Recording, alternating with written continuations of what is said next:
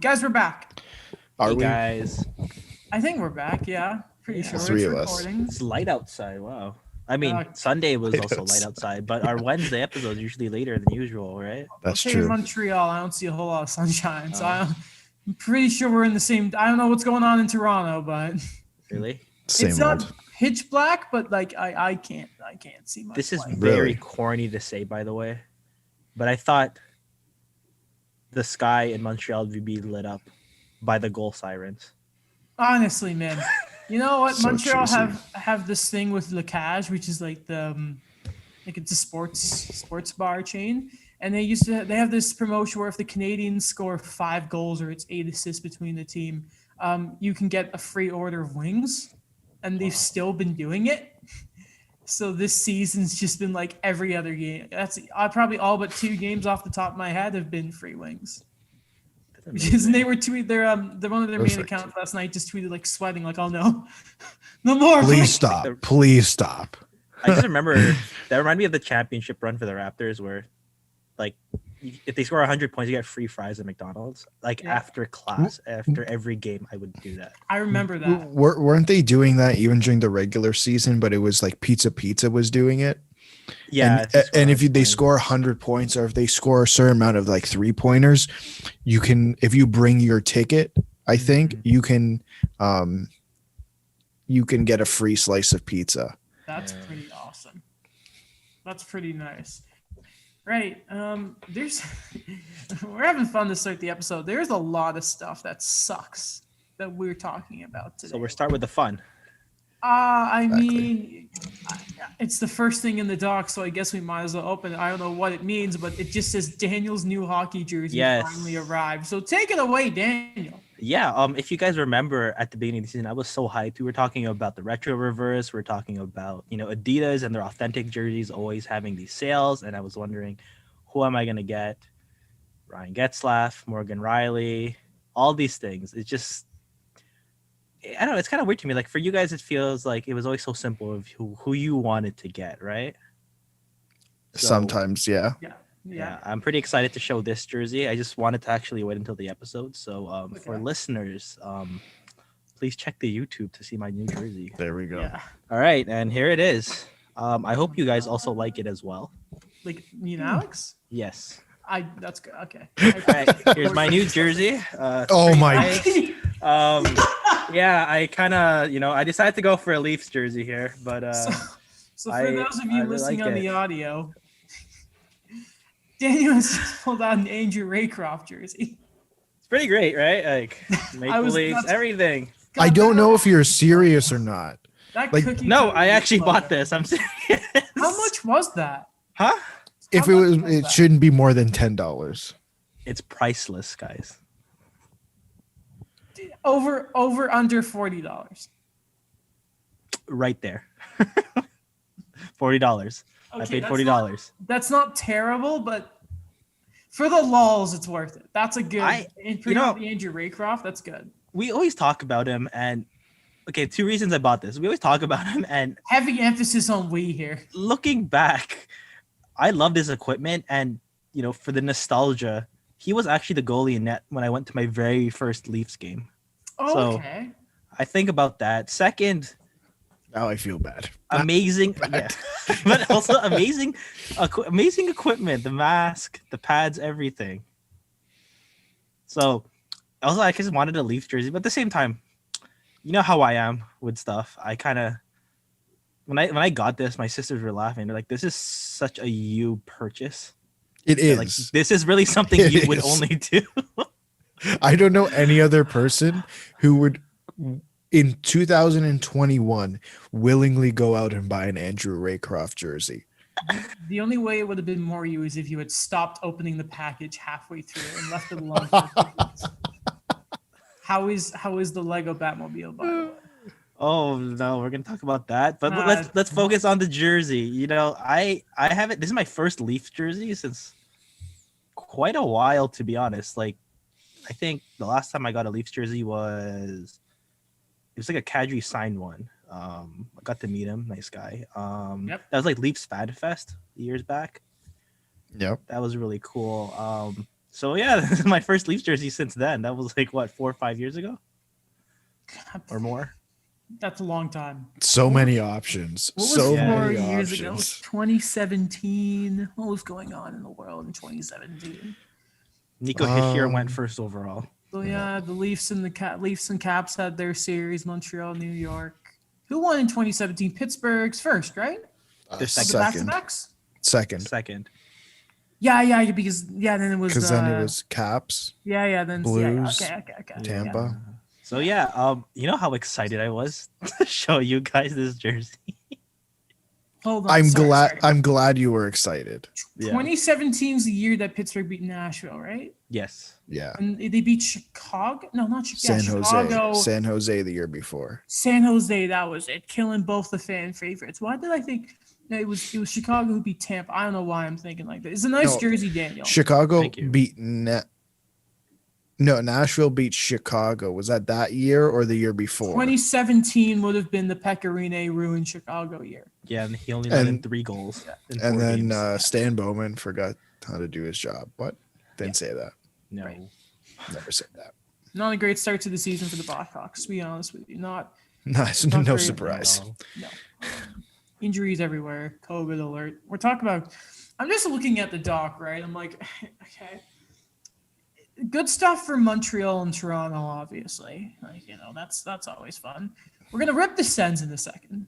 Oh yeah. We're gonna talk about New Jersey and Buffalo and COVID. That's terrible. The stuff at Bell, the new cuts, that's just terrible. Tony D'Angelo is terrible. Colorado hurt all again.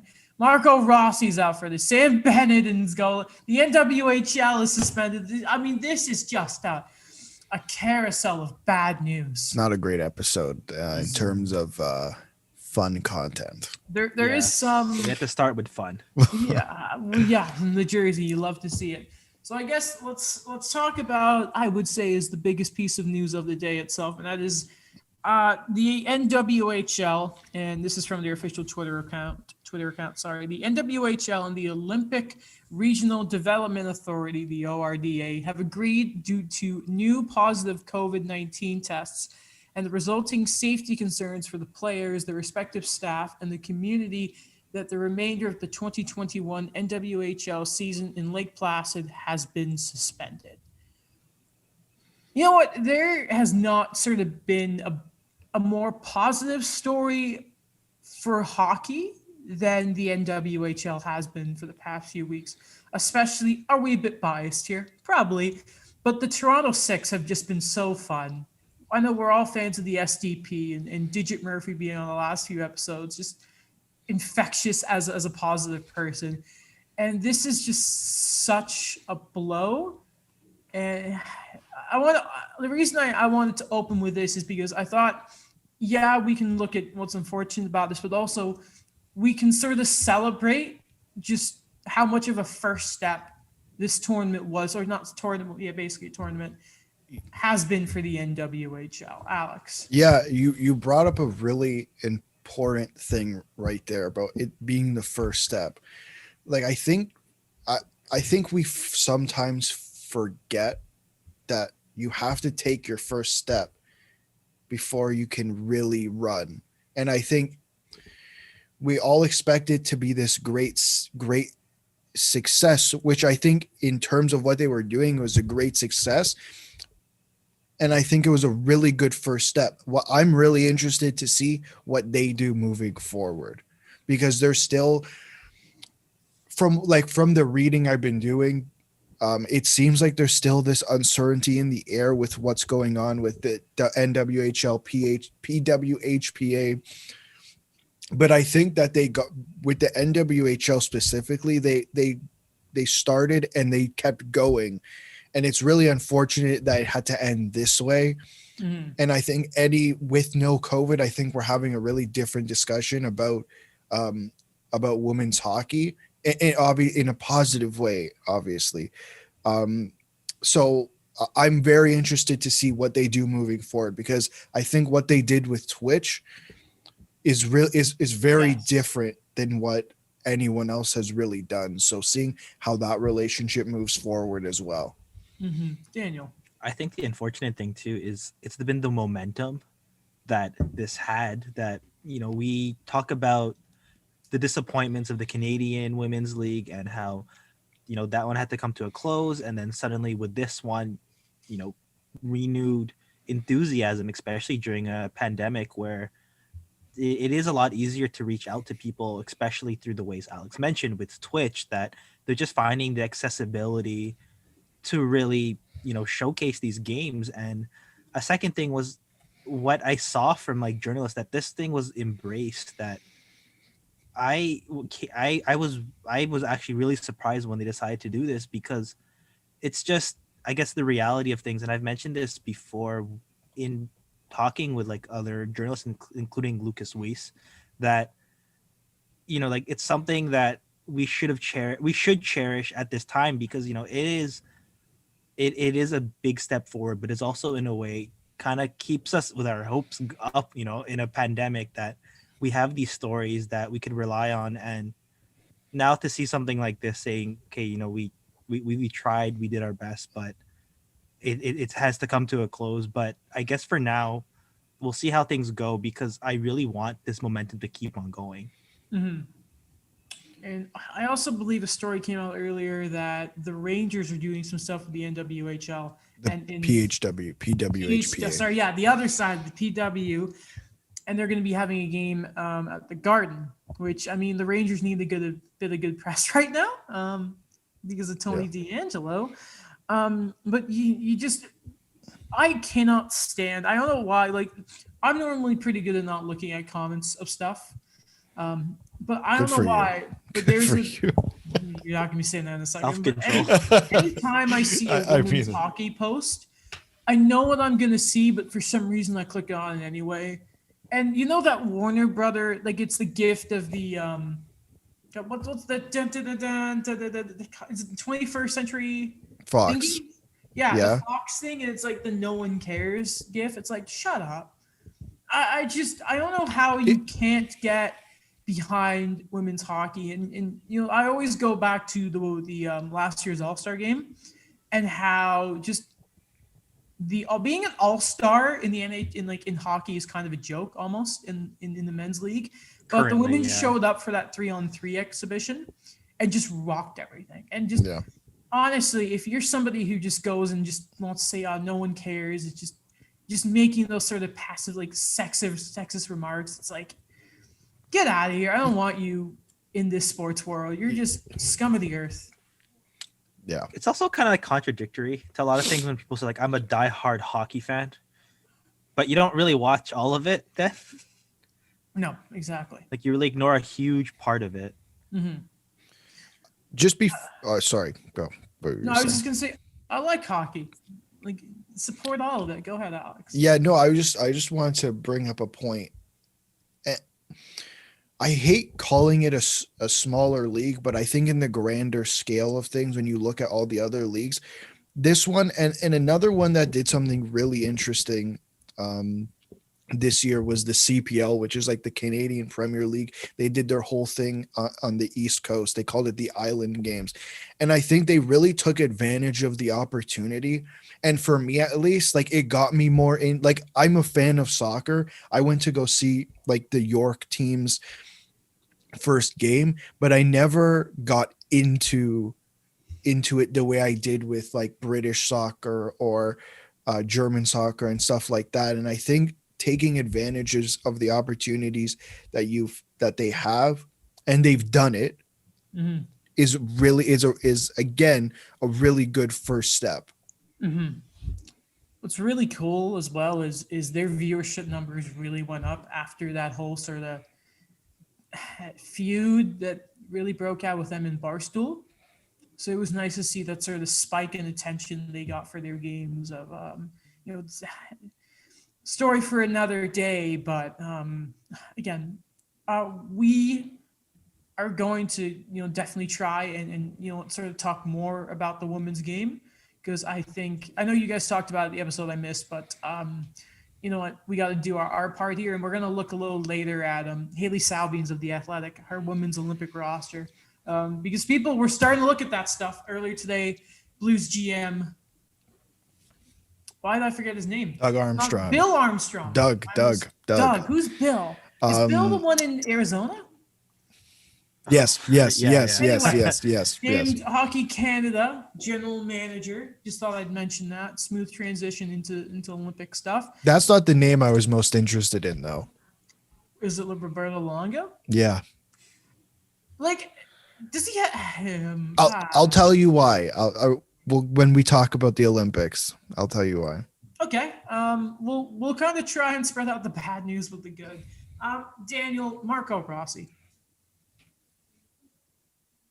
Yeah. Oh my gosh, that's so disappointing. That again, what I've mentioned before, that given the depth on the Minnesota Wild when it comes to their center, like Nick Bjugstad and Victor Rask has been playing top 6 minutes. So that's a bit of an issue. That this was a guy that he fell in the draft.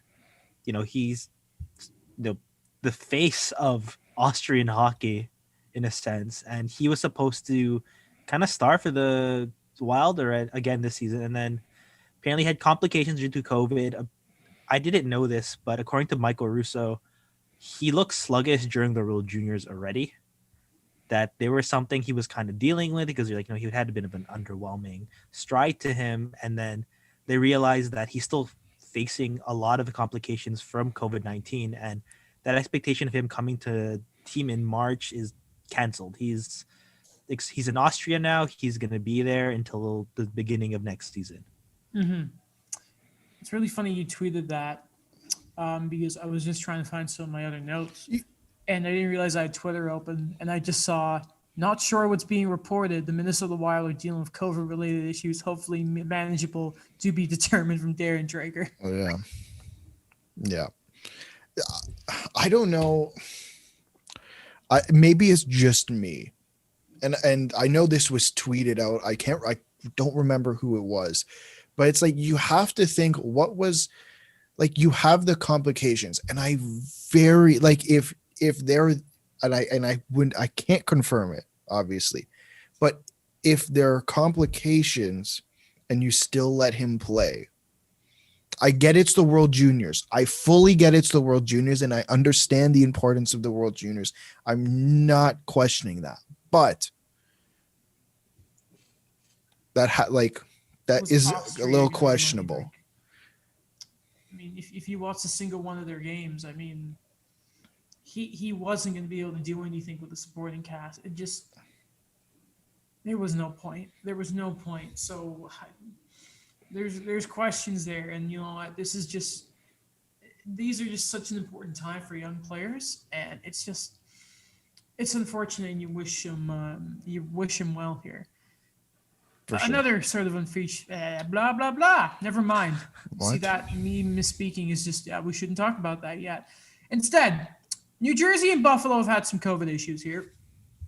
We started with New Jersey. Apparently, there's some players there. COVID protocol. The Sabres were not happy about the whole situation, because a few days afterwards, Rasmus Ristolainen and Taylor Hall were then also put into COVID protocol, and then the Sabres had games delayed. Yeah. It feels weird. We've talked about this before. So was Elliot Friedman, friend of the show, of course.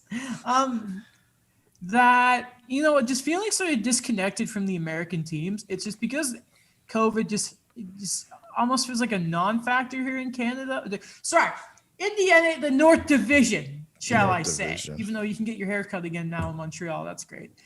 But I almost, in passing, I've been, you hear about the Carolina Hurricanes are finally playing again. Dallas didn't play for like 2 weeks, but it's really starting to be talked about now what an end of the season sort of rush is going to look like. Vegas's game tonight has already been postponed as well. The NHL, of course, did sort of plan for this, but you got to wonder, Alex, when does it start getting to a point where you can imagine some of those Western teams are going to be playing maybe 5 games in 7 nights if it gets too crazy. I mean, it seems far-fetched, but you can get, like, the end of the season maybe extremely cramped for these guys.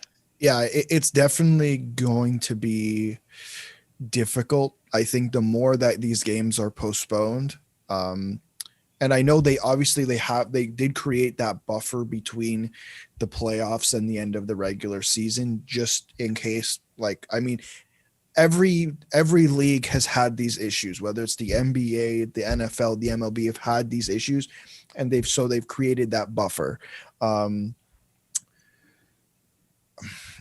Listen, like if the Olympics are to be not happening, which is what was reported, obviously, though, like it was ended up being denied, whatever. Well, let's see what happens with the Olympics, because I think if the Olympics don't actually happen, I think the NHL has a little bit more leeway and they have a little bit more time to work with, because if the Olympics aren't happening, yes, I get they want to start the next regular season in October like they usually would, but let's say it gets pushed a few weeks, that the next regular season, you're not really working. You don't have to finish by a certain time, because NBC does not have much else, like doesn't have anything else to show during those summer months, because the Olympics wouldn't be happening, right? So I Exactly. think there's a little more leeway there.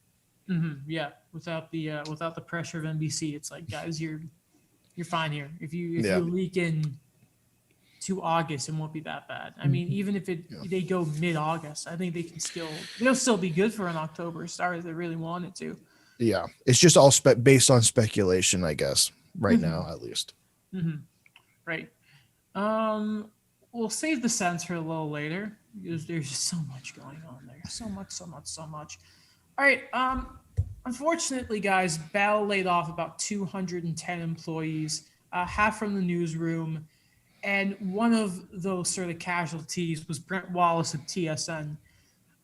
Wish him the best, and this is just one of those reminders that, you know what, sports media normally is a sort of very small place to get into, and COVID just sort of adds that bit more. It feels kind of scary, is the first sort of thought I have looking at all of this. Yeah. And to all 210 of those people, on top of having to find a new job and deal with life with COVID, you know what? You have empathy for them. Yeah, and it's not even like, I feel like I mean, obviously we didn't talk about it every time it happened, but like from March until now, there's been loads of people who have been let go, like specifically, not even just sport media in general, just media or journalism as a whole. So yeah, like it was already shrinking, right? Like we've had this conversation in class, and we've had this conversation probably outside class as well. I don't think COVID-19 made it any better. No. Daniel, thought on Yeah, it. there's definitely I had a pit in my stomach when I heard about the Brent Wallace news. But that's the thing, like what Alex said, like, you know, he is such a well-known face, being, you know, a beat reporter for the Ottawa Senators for so long. And, you know, it's really a face that you could put towards, like, yes, TSN in that sense. And I think about the other employees as well, where, you know, it's such a precarious time when we think about media, because in two ways we see it in a sense that, you know, there's not a lot to go around right now because of the restrictions, but at the same time, it's like this is something that is kind of needed as well in terms of media. And to see like that, you know, that structure kind of going down, it is a bit upsetting as a student to look at that in terms of prospects, but at the same time, it's just the reality of things. And it does happen in every industry, but, you know, we just wish all of these people the best. And I know a lot of comments, and we said don't look at the comments, but a lot of things like, oh, this whole thing about, like, you know, this Bell Let's Talk kind of thing, like, you know, just don't do that. Just keep the campaign as it is. Don't try to like mix in all these mixed messages of stuff. It's just feel for the people. Exactly. Right. You know, I think of like the classic trade deadline: Jermaine Franklin in Calgary, John Liu in Montreal, and Brent Wallace in Ottawa. It sucks. It sucks. All right, little intermission there. Right, lad. What'd you guys do with your break? Listen to Star Wars fanfare. Do do do do do do do do do do do do do. I can No, go. we're actually doing I think we're doing a fine job of balancing out the fun and the difficult topics. Yeah, I agree. I agree. Difficult topics. All right, I'm gonna read you guys a tweet here.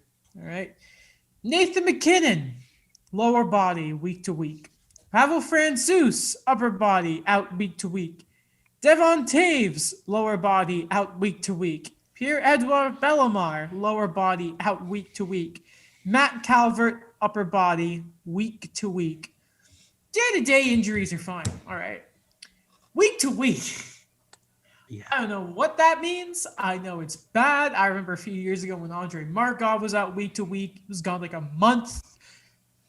The Colorado Avalanche are hurt, ladies and gentlemen. We've heard this story before, except this time Nathan McKinnon's one of the guys down, Alex. Except this time they don't have Michael Hutchinson, and I said it. Okay, I'm just, but you're right. Like, could things honestly get worse? Yeah. Could it though? Ratney and Landeskog. That's okay. Fair. Fine. I mean, listen, they still beat Minnesota last night. Yeah, but it's Minnesota. You're right. I Yeah. guess. I mean, they've had a good start. I guess. They're another case too, though, with injuries and Yeah. COVID. So, they grinded out the win there. It just well, then the argument is if Minnesota was shorthanded, so was Colorado. yeah. But yeah, go ahead, Dan. No, just Sorry. like they're just this might be a preview of an article that might come out. I don't know, but yeah, like there's some players that I think you just heard on each taxi squad. Like I either forgot they were on the team or I didn't know these were guys on entry levels that are being plugged into the lineup. Great on them for making their debuts or getting in some crucial games, but yeah, it's weird to me when you think about it. Like I look at the Colorado lineup as well, and they're still the same guys that we expect to be there, but it's just these people here and there, and the way that they're kind of balancing out their lineups now is it's pretty interesting. Yeah, like I think the thing with this with what's going on is that it's really going to test all their depth, forward, defense, goalie, right? Because they lost Pavel Francouz, goaltender, they lost forwards, defenseman. I don't necessarily have an issue with their forward or defensive depth. I think, you already had Byram and Connor Timmins kind of in the wings waiting to take that next step into the lineup. And I think they have enough stars there to really take, like, no one's going to reproduce individually what Nathan McKinnon can do, but I think they can do somewhat of what he can do. And I think they're already good enough that they don't necessarily need 100% of Nathan McKinnon replacement. You know what I mean? Mm-hmm.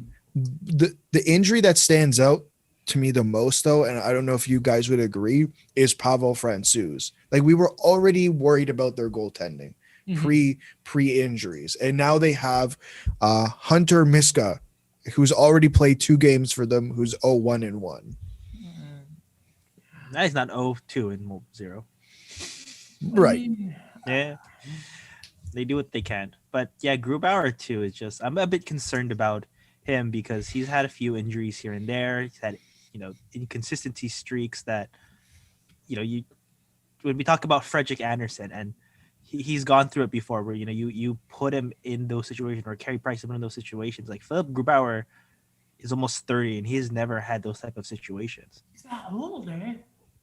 Damn. Yeah, I'm looking at their daily face-offs. I'm like, Jacob McDonald, Kiefer Sherwood, and Logan O'Connell and Sheldon Dries. I don't know, and neither do you, because I know that's not a Kiefer real Sherwood. person. He's a Ducks legend. Cool name, Kiefer. Yeah, Sherwood. I love it. Sounds like a company that makes hockey equipment. It does. Sherwood does. Yeah, I know, but the Kiefer part.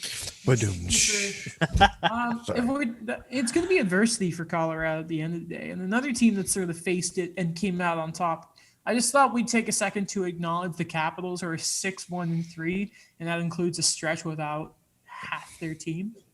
Just thought I'd mention All that. the Russian players. You know Yeah, what? all the Russian players. You know what other team had to go through adversity with injuries? Who? The Colorado Avalanche in the 2020 playoffs. Yeah. What 2020 year period? They would have beaten Yeah, Dallas. the I'll entire say year. that. No. Yeah. Right. You know, maybe if I can get a last person for our fantasy league, and maybe I can scoop up McKinnon if I get a dry enough pick, and everyone's like, he's out. If you're listening to this and you like fantasy sports, let If us you're know. Will listening, let me get back to me if I know if you're joining the league. Or The not. clock is ticking. Yeah, I wanted to have us started on the 1st and have the draft the Sunday night before, but clearly that did not happen. Tough. When's No. the next? It would be next Date. Monday. Would be the next week would start. Okay. All right. Though I mean, fantasy's fun. Lineups, trades.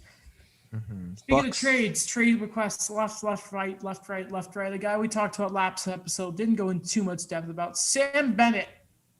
How do you talk about Sam Bennett? What is Sam Bennett? I've been listening to a few different. I'm starting to get back into Hockey Central at noon again. Been doing some reading about Sam Bennett and his start to the season. I'm thinking to myself, all right, okay. You hear things like he either wanted a position on the wing or tried playing center. Center didn't work out. Went back to the wing. You keep hearing Sam Bennett about his playoff game. That's great. But then you just never hear from him in the regular season, right? And you could see Joe Ward, but then Joe Ward didn't have the draft pedigree of Bennett. And it's just I'm starting to get a little tired of hearing about Sam Bennett and his trade requests. Because again, I think Alex, you mentioned it last week. It's not the first time he's requested a deal. And I keep hearing this thing of if he puts it all together. Is there 100% effort from Sam Bennett every night?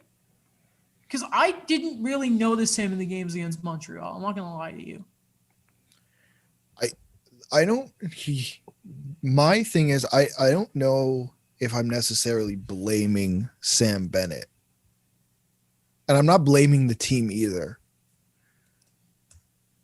But I'll answer. I guess I don't know if it's 100% effort every night, but I guess to go on the lower end, it's not Pierre-Luc Dubois one shift bad.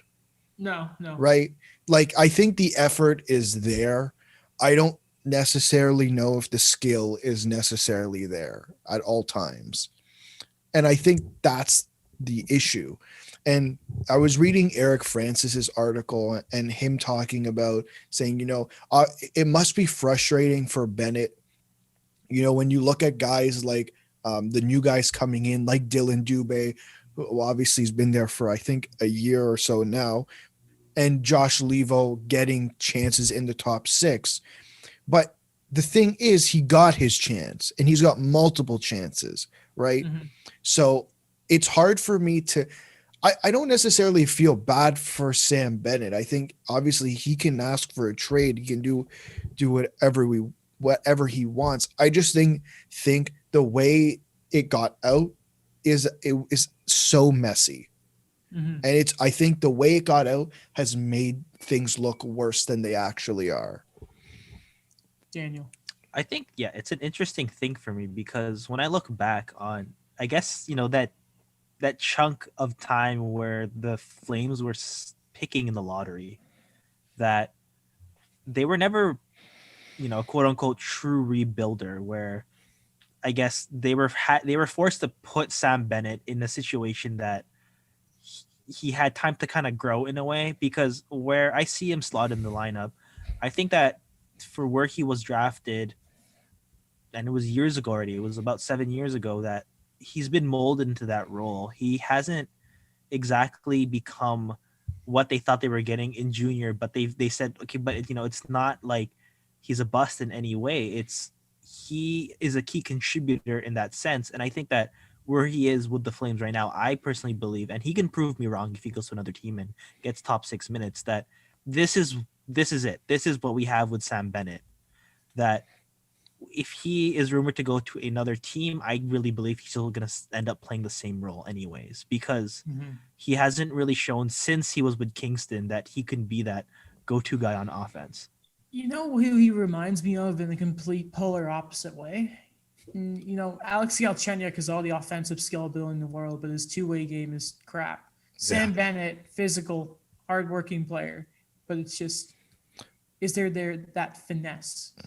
But Lars Eller? it's No. so odd because it works. He works so well in the playoffs. That's I'll the remember thing. that, Daniel. Yeah, and you That's know the what? thing. Gouch came up huge in some playoffs. He scored some goals. Again, it's that question of putting it all together. He never had 40 points, right? Oh, Gouch? Or I No, Sam Bennett. He I never don't think hit 40 so. points. Yeah.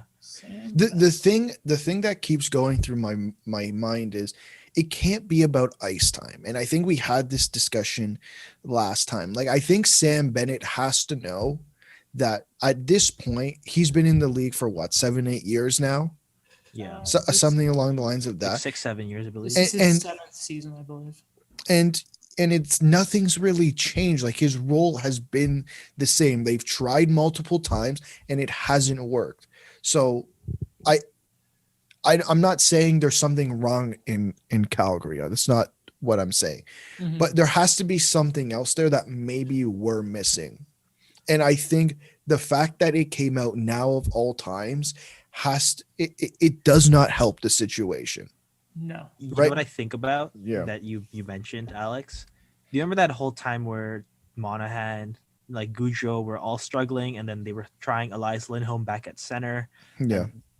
We never saw Sam Bennett in the top 6 during that reshuffling or that restructuring. That was last year, right? Yeah, when they tried to try something new. And that's the point I'm making, though. Like, they didn't trust him. They didn't say, okay, let's try Sam Bennett again. Because how many times have they tried Sam Bennett? Plus, even in the playoffs, it wasn't Bennett that lost them their series against Dallas. That was goaltending. Like, I don't see where either are coming from. And to answer your question about points, Daniel, his career high is 36 points, and that was his rookie season. He's never reached that goal plateau again. He hasn't reached those 10. He's only been within 10 points of that. That was his sophomore and third season at 26 points. So, yeah. Just to, I don't know if you guys had anything else to say, but I don't think, listen, they just had a players only meeting. And obviously, I think it was in 31 Thoughts that Friedman was talking about. There were things that were let out and that things that are going to be dealt with in terms of, I think the thing that he pointed out was the whole Kachuk and acting out and saying, hey, you can't do this every game. mm-hmm. And then a few days later, the team is absolutely blind. According to sources, this Eric Francis said they were absolutely blindsided by this report that he wants to trade out. So at this point, either someone is lying in the team, or they are the agent is not handling this properly. Mm-hmm. Something like that coming out to Elliot Friedman, Hockey Night in Canada. Nothing is done on purpose more than that. Anything you want to. So yeah, and it's the second time. That in the same night, imagine the second time in the same night that the same agent throws these things out there, and the teams say we have not been there's been no request made. Mm-hmm. I think 2 more things that I just have on this is just that if you take away his draft pedigree, great player, plays his role, contributes when he needs to, especially you mentioned in the playoffs. Great guy. Just take away the whole thing the whole fact that he was 4th overall and we're good. I think the second thing is if he does get dealt, I think that Calgary's not going to take too much of a loss on this, especially because he plays center, that they'll get something for him. But again, the team that's getting him is going to get what he's already shown in the NHL, what he can do. It's not going to be, all right, let's see what else is there for the upside. I disagree a little bit. Which part?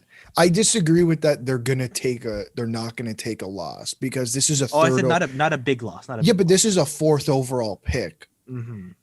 Like that's the thing. I know we shouldn't treat him as a 4th overall Yeah. pick, but I think there's going to be a lot of people looking at this, including Brad Treliving, saying, "Hey, if I," and it was that I think that was Treliving's first year there. If I trade my first 4th overall pick, how does that look back on me? It's like reminds me of Mark Jankowski in a way. Remember when he was supposed to go like late in the 2nd or early 3rd, and they took him 21st? That wasn't Tripling. That was Jay Feaster. But I don't know. It's just Calgary. I don't know. They're weird with their picks, man. Like other than like Monahan or like Yusuf Valimaki, I can't really think of another memorable pick in the first round after Aguila left. Well, the Flames. Treliving, isn't he? He's the son of the Boston Pizza Treliving, Yeah. isn't he? Yeah, he is. Runs deep. And for those reasons, I'm out. Is he still on the show? Yeah. God, he's been there forever. If I'm being honest, it's not very good anymore. No? I'm not a fan of it. Of which one? Dragon's Den. Okay. I was thinking of Boston Pizza. I'm like, I haven't been there in a while. No, Boston Pizza's not bad. Boston Pizza's great. Yeah. No. Okay. Where are we? Okay. Somewhere. I need. Okay, so I was looking at Hobie Baker stuff earlier, and I casted my vote for the Hobie Baker. Yeah, so did I. Who'd you vote for? Who did I vote for? Caulfield. He's leading the NCAA in goals and points. Of course I would. I actually voted for Keith Petruzzelli just because of the name. Okay. I'm So just- Daniel, can you do me a Yes. favor since you haven't voted yet, right? Yeah. Can you go to the site in the Google Doc? It's right there, Okay. linked Hobie Baker. Can you cast your vote, then tell me who's leading the race right now? Because when I checked, Caulfield was ahead by a few percentage, and he was late to the ballot. Wait, this isn't the official one, is it? Because don't the writers vote on it or whatever? Is Or is that- whatever don't this know. is, this Hobie Baker thing closes at the end of the first round, I think, in like March or something like that. So I don't know if this is. I don't know. I'm not an expert on the Hobie Baker itself, but Why are there like 50 names on the list? That's what I'm Yeah, curious that's about. I kind of thought too. I don't know about you guys. It was just very odd for me to have to keep scrolling and realize this is never ending. And Daniel, who do you think you're going to vote for? It's a guy I've always kind of supported, Spencer Knight. I've never said anything about him. I always thought he was the best goalie, not in the NHL. If he could vote for Yaroslav Askarov, he would. If he could write in a ballot, he would. And just let me know who's leading the vote at what percentage so far when you do it, please. All right, where is it? What do you mean? Hold on. Are you There on it the is. Got it. Dude, while Daniel is figuring that out. All right. Yep. I mean, yeah, you know what I Oh, am interested in. What? Cole Caulfield is leading with 14.4% of the vote. Let's go. Jack LaFontaine of the University of Minnesota is at 11.1%, and everyone after that is like 3% or less. Yeah. Well, there you go. Trevor Zegras gave his support to Cole because he knows. Because He he didn't give it to knows. he didn't give it to Spencer Knight, who only has 1.1% of the vote. Well, you contributed to that, unfortunately. This is your way of apologizing. It's like No, he's a great goalie. Like No, it's over. we had our World You Junior goggles lost. on. We said some things we didn't mean. okay. Yeah, like Why? Wait a second. Let's just clear something up. It was not we. It was Daniel. Did you actually notice? Daniel like, keeps throwing us under the bus with some of these things. for 2 weeks, I actually try my best not to during the 2 weeks of the tournament. I actually try my best not to talk too much about like Trevor Zegras or like Jackson Lacombe. Why? You should have. No, because they're like they're great Ducks prospects, but we're going for Canada. Lineup. Poor Trevor Zegras. When Timo Solani's saying, "Get this guy in," you're like, "Come on, what are you doing?" Maybe Timo Solani should be the next general manager. No. I mean, he'd be fun. I want more Timo in the game. All right, so last episode we had was right as Tony DeAngelo was placed on waivers. So many more details have come out since then. So We many. can't talk about half of them because it's not confirmed and some of it sounds kind of wild. Yeah. But we do know that he is probably officially has played. Jeff Gordon, GM of the Rangers, said so. He has played his last game as a Ranger. He cleared waivers, and Darren Dreger said there is interest in Tony DeAngelo, and he wouldn't be surprised if in the next few days there is a deal to be made. And guys, for a few days I thought, attaboy NHL, you know what you're doing. This guy's not gonna, it looks like he's done here. And then they all surprised us. Not really. Yeah. Didn't I say it last episode? I said there's more. I say it last episode. I said there's more to this story than we think there is. This isn't just plain because that's a good word. That's a good word to use. It's too swift. The no league just randomly changes their mind on certain players like the way we think they should, right? Mm-hmm. Like there was obviously something missing to the story. We found out what it was, but personally, I'm not surprised. So he said something to Alexander Georgiev after a communication that led to a goal against the Rangers. They lost the game. Georgiev apparently punched him. Now, again, you have to think about it like this. The guy who got punched is no longer on the team. Yeah. That should speak volumes about what's going on here. And the Rangers said it had nothing to do with his tweets and his political views, which I actually kind of believe because it took this long and it wasn't the Parlor stuff saying I'm about Parlor that did it. Come on, you idiots. But it was him getting into an altercation with his goalie. There has been other stuff. There was this whole thing about apparently he did keep away of Keandre Miller's puck. Wyshynski has said apparently no, it's out being framed because the Rangers do that. But there was all this stuff about how the picture of – and let's make this very, very clear because the people on Twitter have been like, okay, he didn't have his puck, but then people and the Rangers didn't acknowledge it. And then people put the tweet, but they're not acknowledging the fact that there was no picture with Miller the night of the game with the puck celebrating like there was for Lafreniere. Apparently, details. Apparently, that had something to do with it not being a win. I don't know. I'm just telling you. This is what I heard. I'm not telling you. Yeah, how it is. I heard that too. As Doug McLean says, I'm telling you what I heard, not what is true or whatever the quote is. I also heard the Chris Kreider part. That's not confirmed. Okay, right? We're gonna get there. We'll talk about Chris Kreider in a minute here, but it's just, and of course, Keandre Miller's agent has said that this is not the case. The story is not true. But still, if it was even if it was a loss, you're going to show the picture eventually. It just it is a red flag. It is. And so then there of course, and Keandre Miller, remember the game before, that chat room he was in for the Rangers during the Q&A before the start of the season. And people just sort of hijacked it and started using racial slurs on him. Keandre Miller, who was probably of his draft, I remember watching the first time I had ever seen Keandre Miller and the story with him and his mom. I thought, I love this guy and I hate that he's a Ranger because I wish he was Canadian. Just seems like a really sweet guy that should not deserve such, how do you say it? Don't be a racist, simply put. And then there is a report, or rumors. I don't think there's been even a report. There has been rumors, nothing confirmed, that apparently Chris Kreider punched Tony DeAngelo. And people were saying after the game in the Zoom call, his fists were his knuckles were red because don't forget, he wore gloves all game. But I saw people saying everyone's a Chris Kreider fan now. Nothing is confirmed.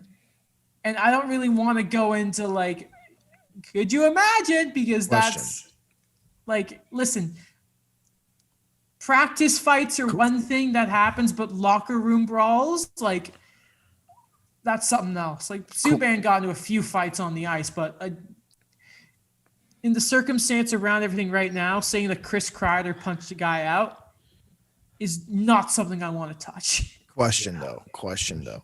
Yeah. If he did,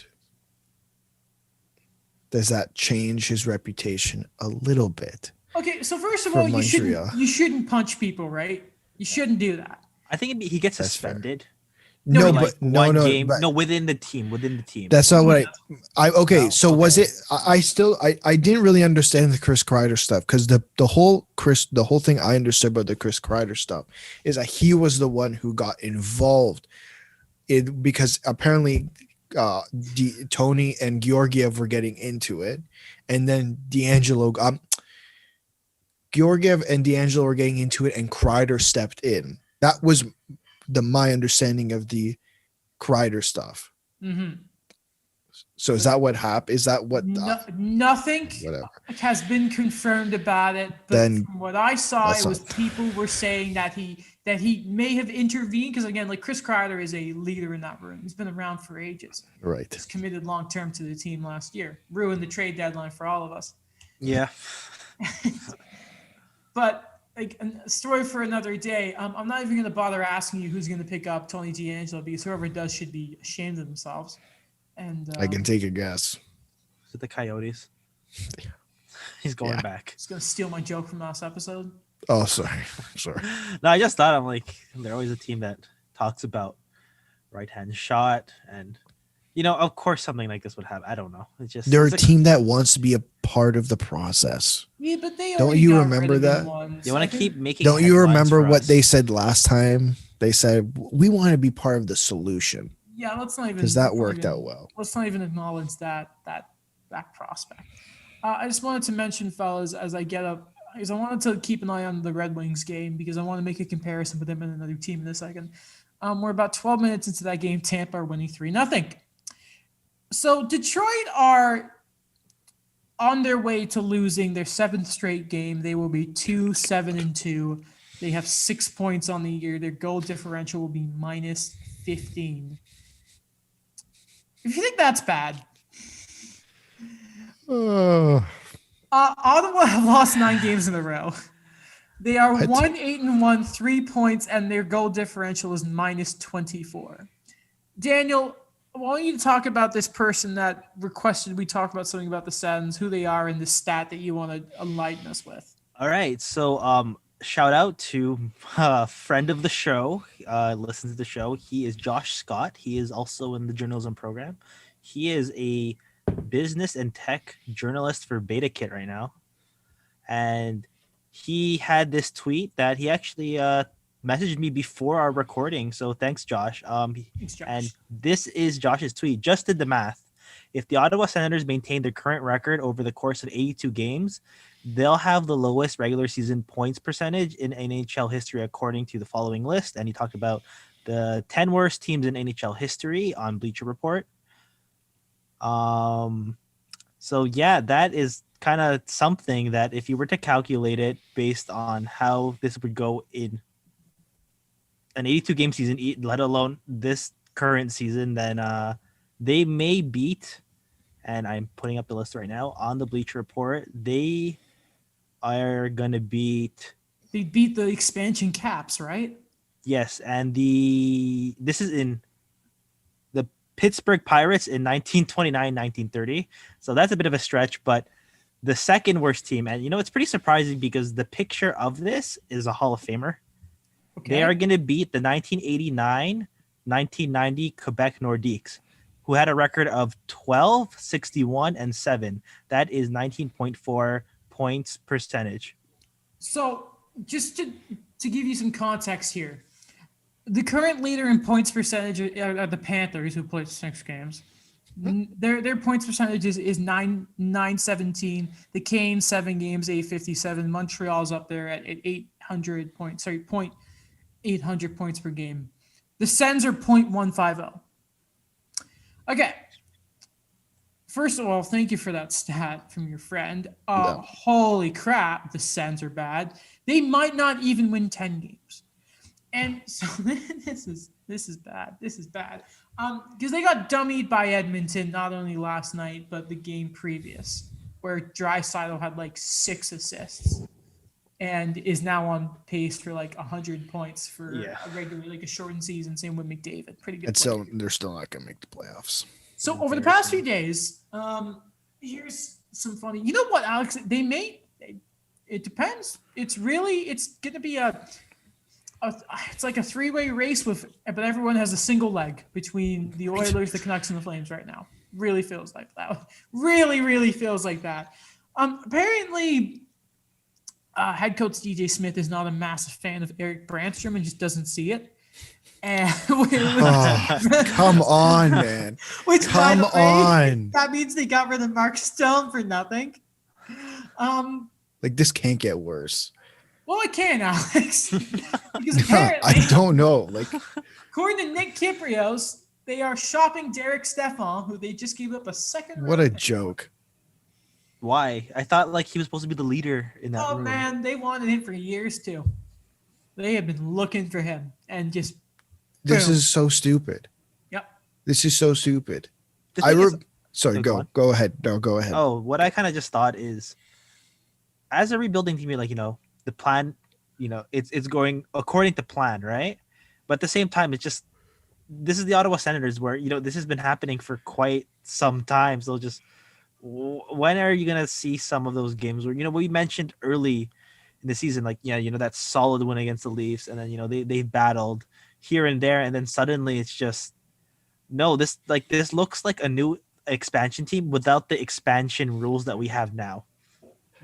Daniel, I don't know what plan you think people are talking about, because this is a Sportsnet article. This is from Wayne Scanlan. This was 2 days ago. Fans losing patience with rebuild as Senators exposed in the North Division. I'll make it very simple. Even if they weren't in the North Division, they'd be exposed. And if anything, they'd be exposed even more, because they have to go to Tampa Bay. They have to go to Boston. They have to go to Washington. They have to go Philly. They would get murdered. What? Like, who in the, like, let's be honest, right now, the North Division is the most fun division in hockey. Because Montreal are the only team that has some sort of defensive structure that isn't fantastic. But outside of that, there is just no defense in this division. No. And I mean, like, if we look at the only three teams so far that we are like certain of, and even the Jets are only a point like ahead of the Oilers. You got Montreal, you've got Toronto. Yeah. And what those teams are. And then this really big gap. And then there's just like, man, what is going? And then here's what's frustrating, Alex. Is like, all right, so at least in Montreal, Toronto, good team. There we go. Like, yeah, you can see the Jets making it. I mean, like the Flames, Markstrom, he's pretty good. Going on there. Good. Patterson and Hughes could just have an absolute ripper, and then maybe the Canucks can sneak in fourth. And then Ottawa. Bernier hasn't won a game in 400 days, and the Detroit Red Wings are doing better than the Sens right now. I'll tell you exactly what happened. Everyone in Ottawa and all these in Toronto said, "Oh, sorry. First time in a while." Edited, so I don't mind. Right. Yeah. They said, "Oh, Toronto, the Ottawa's closer in the mirror than everyone expects." Okay, here you go. This is the Ottawa you expected. I gave Matt Murray the benefit of the doubt. I retract that benefit of the doubt. I'm done. Like, you can add Evgeny Dadonov. You can add Derek Stepan. You can add all these guys. Who are the guys performing for this team right now? The young guys. That's it. Barely. Like, listen, I don't know why you had these expectations. How long have Ottawa been rebuilding for? 2 years, maybe? 3? Since like 3 months into the 2017-18 season. Because remember, they lost in the conference finals, and then they came back, got Duchesne when they were in Sweden to start the season, and then everything fell apart. Yeah. Right. So it's been 3 years? 4 years? Around there, yeah. Do you know how long teams rebuild, like how long it takes for a rebuild? Especially considering the situation they were in. And they did a full melt that thing down rebuild. Buffalo is still trying. Edmonton is barely surviving. Like, I don't know why the expectation is they're going to make the playoffs this year. I don't know why anyone, or they said, well, one might compete for a playoff spot. I'm sorry. Like, I don't know anyone who actually thought they had a chance to make the playoffs. I think. Go on, Adam. No. Go ahead. I'm going to read you guys some stats in a second. Yeah, I agree with Alex that when you look at what that core is outside of, the Tim Stützle or anything, that I don't think that the enthusiasm should be there either. And I'll tell you why. Like the whole thing with DJ Smith and Eric Brancham, that was your guy. That was supposed to be someone that you put with Thomas Chabot, and you're gonna roll with them for the future. But I'd like to also examine the forwards as well, outside of Stützle or outside of Josh Norris, where you'll have a Logan Brown who was supposed to be, your guy for how long? You have a Colin White that hasn't really done much. You have a bunch of these guys that you're putting out there that, like when I see this team and you have these guys that they've been in Binghamton for quite some time, and you just mentioned before that they had the vets before that were kind of pushing these guys down, and they had the chances now. But when you still see a Connor Brown get those those prime positions, those prime minutes, then that's still really concerning. That kind of just shows me that stop trying to force these things, because it's not gonna produce anything good. Like I think Ottawa as a team has a future, a very good future. I don't know if anyone's doubting that. I don't think that's what's in question. The question is why anybody told the fans and said, oh, the rebuild's over. When Todd McClellan, I can't say his last name, Todd McClellan said, oh, our rebuild's over, I criticized him for that. I would pick LA over Ottawa. Yeah. So, by the way, for those of you who are not super familiar with leveling goalie stats, if your save percentage is above 920, you're probably in the Vezina conversation. League average is around 910. 905 is like you could be better, but you can live with that. Around 900 below is god awful. Bobrovsky was in the 890s last year, and it's a complete disaster. Matt Murray's save percentage is 849. Hochberg is at an 844. I feel bad for Hochberg. Yeah. And Matt Murray, by the way, is just starting a new contract. Oh my God. This is where I ask the question. Is Matt Murray the new Cam Ward? We had this, you did, we slightly talked about this before. And my answer, I think, is no. Because even though Cam Ward won those cups, I think afterwards he did put up semi decent numbers. If you go look at his hockey DB page and you look at the numbers he put up, they weren't awful. Some of them were actually quite good, to be honest. I don't know what's happened to Matt Murray. Like I can't give him the benefit of the doubt anymore. Some of the things, the highlights I saw on TV this morning from the game last night, the positioning. I don't play goalie. Like I don't know, but I know what that happened there was not right. I believe that was Hochberg last night. I thought they switched because I remember they were specifically talking about Matt Murray. I remember Murray getting pulled in the first game for Hochberg, but I know the goal you're talking about where it's like he's on like the 90-degree angle, but like half his shoulders over the post, and you're like, what? I don't know that much about goaltending, but and then there's one where like he's significant, like he's out of his crease. I don't remember, it might have been a breakaway, but I've never seen a goalie on a breakaway that like since like the 1950s or the 80s, maybe 50s, a little bit of exaggeration, where they're that much out of their crease. All right. I just two things I'd like to add. Yeah. When you're done, Daniel, Alex, if you want to add anything more on the sentence, let's go after, just because we have been going a bit. But yeah, sorry, go ahead, Dan. I'll be quick here. I just want to give my 2 cents because I am a Cam Ward fan. So I'd like to say that of course you Cam are. Ward, after they won the cup, and this was before the whole, change up of analytics of the Brett Pesce and Jacob Slavins of the world, right? This team got dismantled outside of Eric Stahl and Cam Ward, and he still managed to put up some great numbers. Matt Murray, I still like the guy, but you were given a team in front of you. You won those 2 cups, and then afterwards, you still had a lot of quality around you. It's not like you just went to Ottawa and then you put up these numbers. These were already coming up. I don't think we could compare the two. I mean, okay, well, hold on. And I've not been a Matt Murray fan for a while now.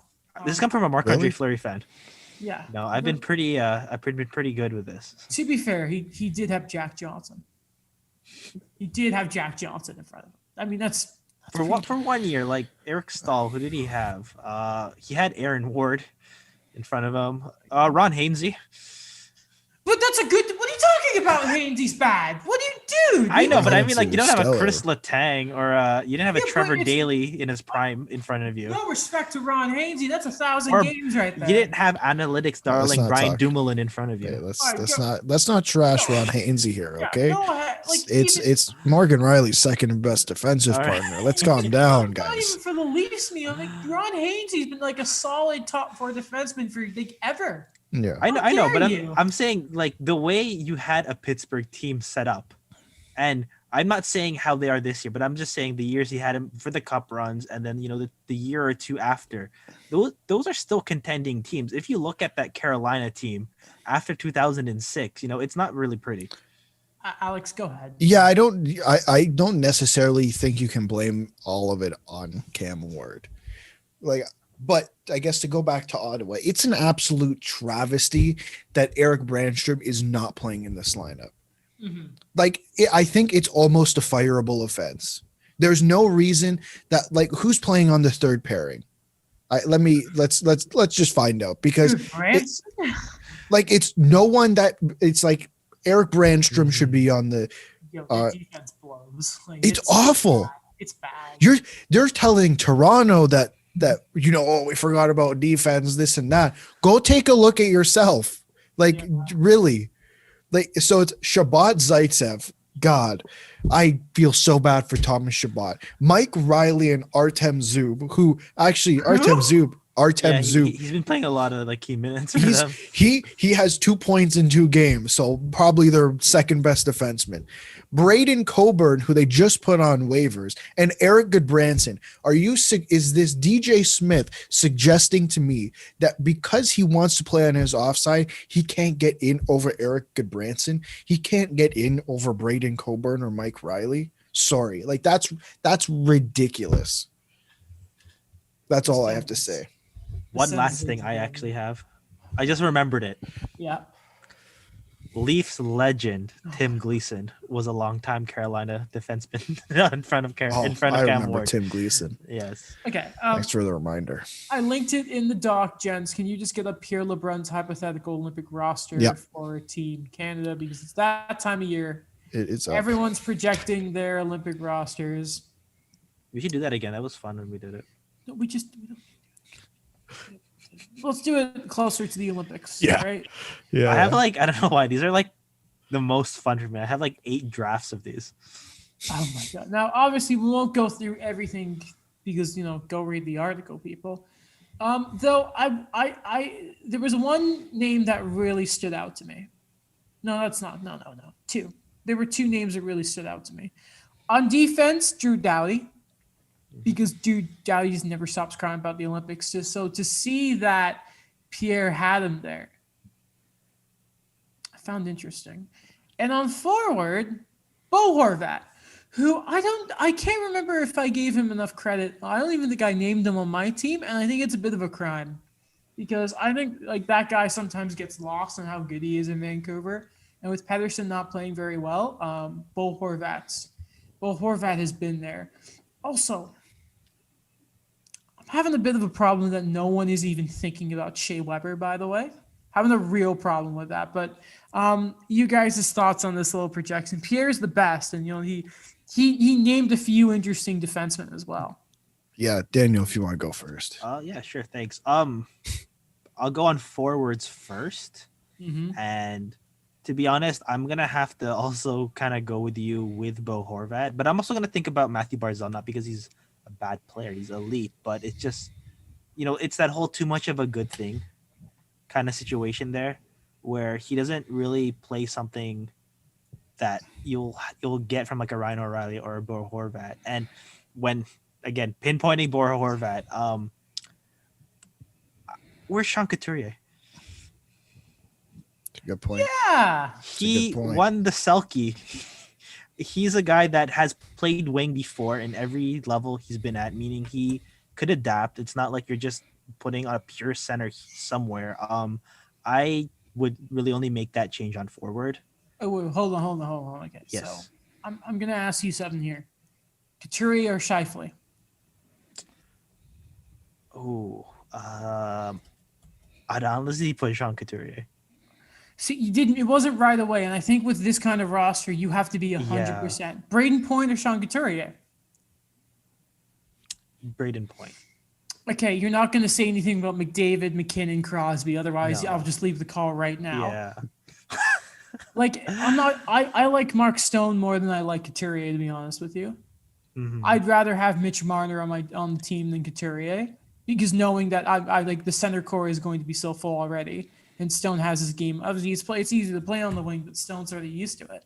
And the reason I make kind of like a Barzal over Couturier is I don't think there's another player on this team that is experienced enough buying into a defensive system that Matt Barzal, and we already know the talent is there. And it's important to have a good sort of Canadian roster, and it's not as simple as just 12 best forwards, 6 best D, 2 best goalies. It's that everyone has to buy into a different role.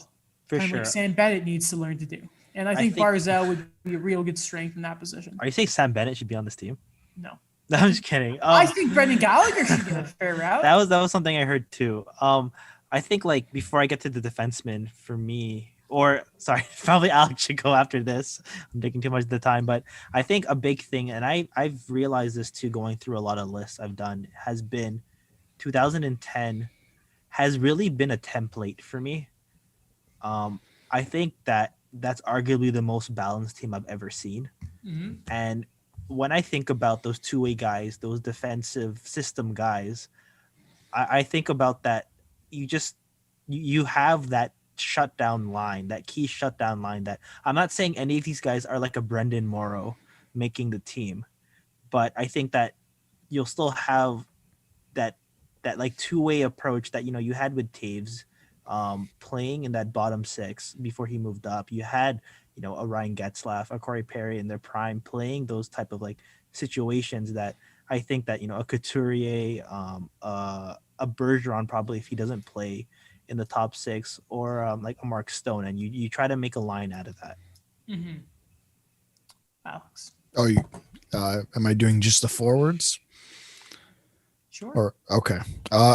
To be honest, I didn't have many issues with the forwards. Obviously, like now that you bring it up, I just thought about Sean Couturier, but I don't know where or who I would necessarily take out. Like, I guess the one guy, and I'm not before I get absolutely dunked on, I'm not saying he's going to not be the same. I'm just asking the question. We might have to revisit Patrice Bergeron in a year. Remember, we are talking a full calendar year. Okay? And he's not any younger. And if the Bruins make the playoffs, it's not going to be an easy thing for him. Let's just revisit that in a year. If not, we'll keep Patrice Bergeron in and we will not have any issues. All right. Then you want to keep going on the D before we throw it back to Dan? Yeah.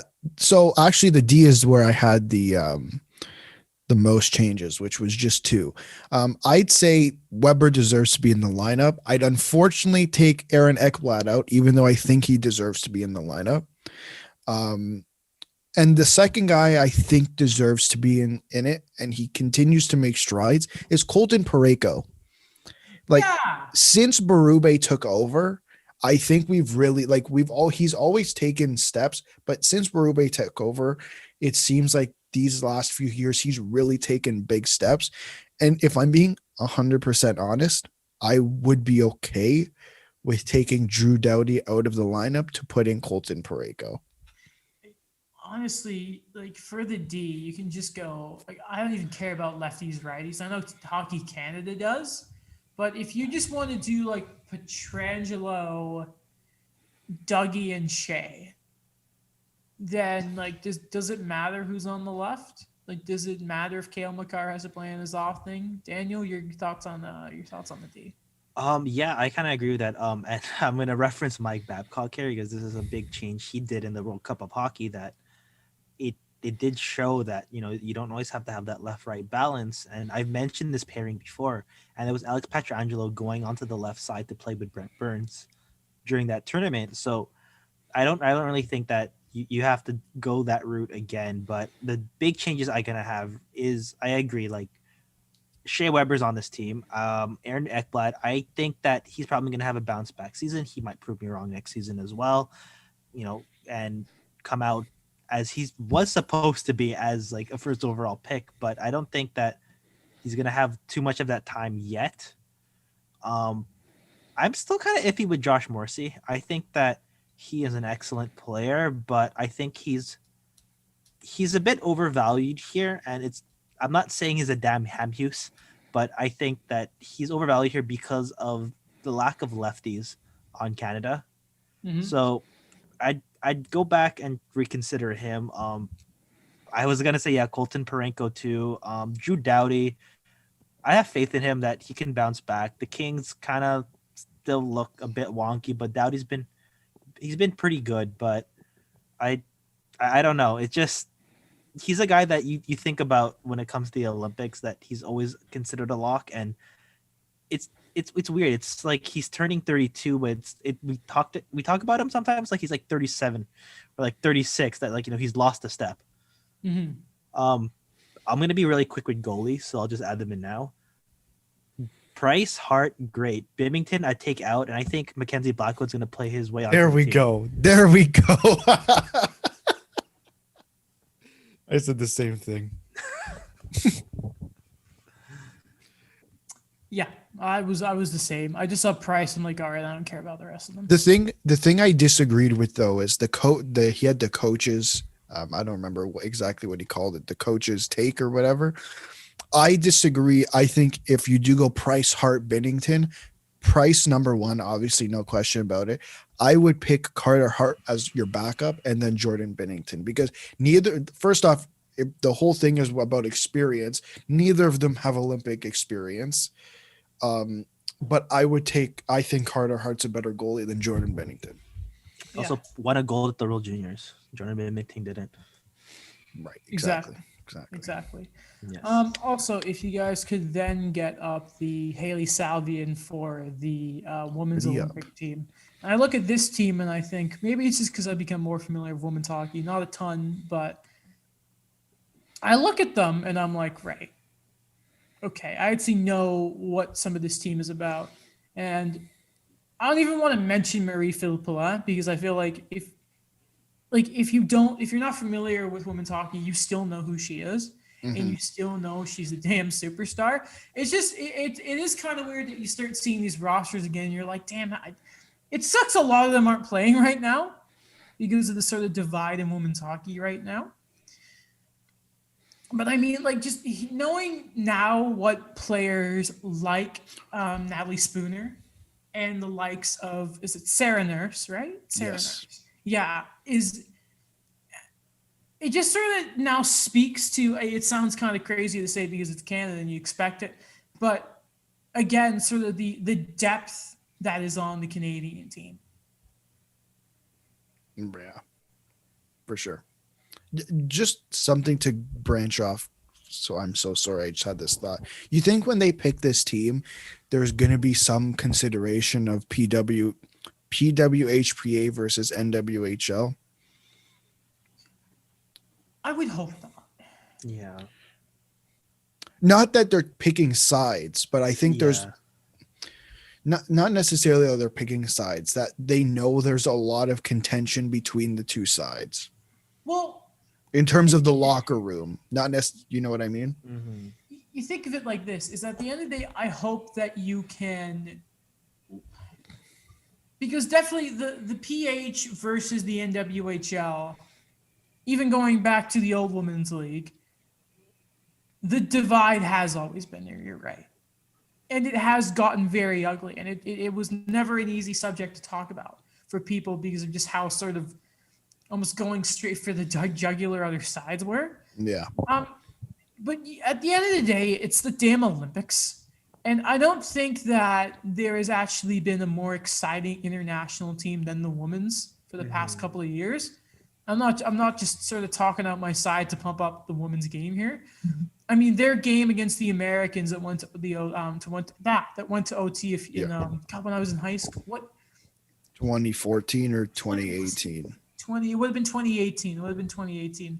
That was the comeback win, right? And then power play on the Americans. Sorry, power play for the Canadians in the OT because oh god, I hate the Americans. I'm thinking back to I'm thinking back to that game now. Yeah, and then Poulin scores. Yeah, it was just.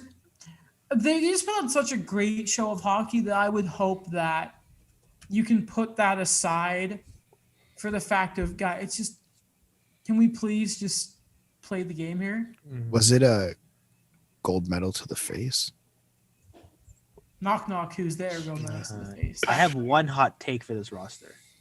Okay. Genevieve Lacasse will be the number one goalie. Why do you say that? I think that she's had the experience. What she's been able to do for Boston has been great. Cool Instagram, by the way. If you follow her, she's amazing. I just remember her playing at the last Olympics and just kind of. It reminded me of Patrick Waugh in a way that someone crashes it into her net, her mask is off, and she doesn't wait on a defenseman to come and grab that forward. She does it herself. Mm-hmm. There are big shoes to fill in Canada too, because of the whole and just how good she was. A player who I'm really, really excited to kind of see in seeing projections of how deep in the lineup she could be. Blair Turnbull, player I'm really, really excited to see. Alex, your take. Sorry, my computer cut out for a second. What did you say? No, you were, for those of you who couldn't see, I think you were trying to get the 6-0 gold medal. I was trying to get it to share. I was just trying to get the audio. Just word on a certain player here, or just sort of facet of this team that you're like, yeah, let's go. Always the name that comes up, and I don't know because they're in every single sport that I watch, but Sarah Nurse. Obviously there's Sarah Nurse, and then there's Darnell Nurse, and then there's Kia Nurse. And I always, every time I see them on TV, I always think it's incredible that, let alone one person in the family, 3. Yeah. Mm-hmm. Plus, Spooner and Nurse, if you talk women's hockey, they're always the first few that you think of. They've really become the face of women's hockey. Right. Mm-hmm. Any other closing notes on this, fellas? I'm excited. I think it's going to be great. The games are always amazing. Mm-hmm. If it goes down to it, shootouts are going to kill me. The whole. We don't think that way. Don't even put the thought into the air. Hey. I know. It's always something to consider, man. I remember that GIF, when Shannon Sabados bit on the deke. I kept seeing that almost every day for a year. Hey, Listen, you guys want to hear a this is what joke? you always Oh, do. sorry. Sure. Yeah, you sure. Who's there? Gold medal in the face. That's it. That's all. I'm gonna miss it when he goes to BT. All right then. Oh God, we have so much to talk about. Sounds like you don't want to talk about it. What? This has been a fun episode. It has. Yeah. It's just getting long. All is. right, Daniel, What's up? you're a World Juniors guy. Yeah. We talked earlier about sort of hockey doing the right thing, and sometimes they don't always do that. The AAHF World Championships is to be hosted in Latvia. amid turmoil in Belarus for some political reasons. Why? I think it's a big tournament. It's funny. I've talked about this with a few people in our program where I can't remember who asked me, but someone asked me like, "Why are you hyped about the World Championships? Like these are the players that don't make the playoffs. Like why are you like Mhm. obsessed with like the roster compilations or when when like there's a player who's added to the tournament that it's kind of like when like a fighting game, it's like a new fighter has entered the arena. Like I love that stuff. And I'll see it this way because it's all about growing the game again. Where this is an important tournament, not just for Canada, but and this is for the experience I've had. I remember my sister, she traveled all around like Sweden, Finland, like Denmark during the tournament 2 years ago, and it's huge there. I remember when Finland won, and there were like, it was like parades, and there were like crowds everywhere. Like this is what the importance it is of the tournament is, because I think that sometimes, and Bob McKenzie said this before, like we're spoiled sometimes for Canada. Like yeah, we're not gonna medal, but we're never gonna get relegated. But you'll see the fans in like Latvia, which I think was an excellent choice. If it was not going to be in Belarus, where there is a growing hockey market there. There are a lot of players that are going through the system. That there's been players here and there that have come up. That this is an example of why you have the tournament, why you continue to have it. And I know that it's going to be how it is with any tournament, that you're going to have to think about a bubble, you're going to think about vaccines, you're going to think about how to keep everything safe in these circumstances. But I'm excited that they're still going to try to find a way for this, because it's not just about the Olympic positions, but it's also just the growth of the game. I seriously question who's going to go. Like, what NHL is going to be like? You know what? COVID's still probably a thing right now. Are they supposed to be happening at the same time they regularly do? I think they're trying to aim for like a summer thing for that. So we might see a 2018 Canada team like we did at the Olympics, but I still watch those games. Then to answer Adam's question, probably not many. I don't know the last time I watched a World Championship game. I'm not gonna lie. Just because like they're going to be ending the season, like what they're going to play in June or July, and then even the guys who aren't in the playoffs, they're going to want to be ready.